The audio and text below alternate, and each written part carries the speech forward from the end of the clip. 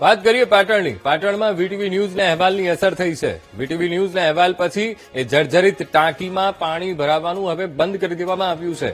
Filter હાઉસની પાસે બનેલી ટાંકી અને ટાંકીમાંથી શહેરમાં પાણી અપાયું.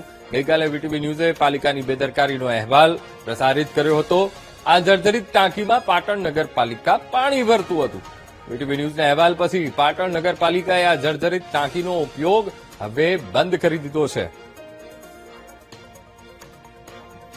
વીટીવી ન્યૂઝના અહેવાલની અસર થઈ છે પાટણમાં. આ જર્જરિત ટાંકી અને પાટણ નગરપાલિકાની ગંભીર બેદરકારી એ સામે આવી હતી કે આ જર્જરિત ટાંકી તેને તોડી પાડવાની હોય, પણ ઉપરથી આ ટાંકીનો ઉપયોગ લેવાતો હતો, એમાં પાણી ભરવામાં આવતું હતું. ત્યારે એનો અહેવાલ પ્રસારિત કર્યો અને અહેવાલ એ રંગ લાવ્યો છે. જર્જરિત ટાંકીનો ઉપયોગ બંધ કરાયો છે.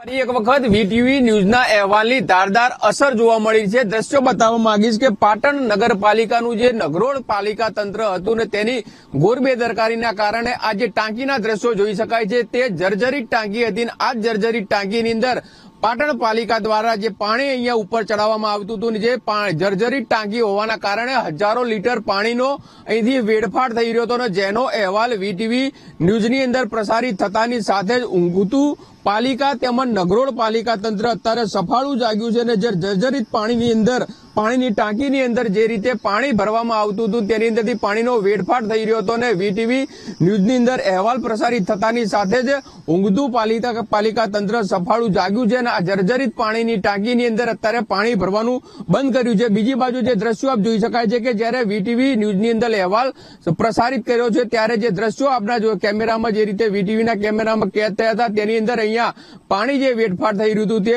હજારો લીટર પાણી અહીંથી કેનાલમાં વહી રહ્યું હતું, પરંતુ વીટીવીના અહેવાલ બાદ અત્યારે પાલિકા તંત્ર સફાળું જાગ્યું છે અને જર્જરિત જે ટાંકી છે ઓવરહેડ ટાંકી તેની અંદર પાણી ભરવાનું બંધ કર્યું છે. અને બીજી બાજુના જે દ્રશ્યો આપને બતાવવા માંગીશ કે જે જૂની એટલે કે નવી ટાંકી બનાવવામાં આવી હતી 1 કરોડ 18 લાખથી વધુના ખર્ચે, જેની અંદર પાણીનું પ્રેશર ન હોવાના કારણે એ ટાંકી બંધ કરવામાં આવી હતી.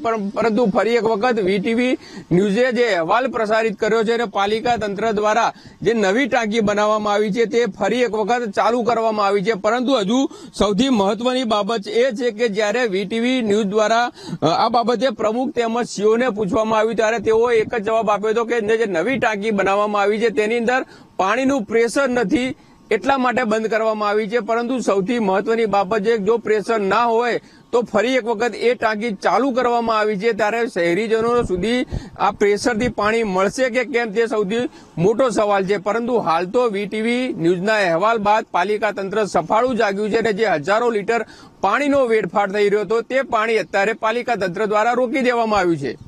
ભરત પ્રજાપતિ, વીટીવી ન્યૂઝ, પાટણ.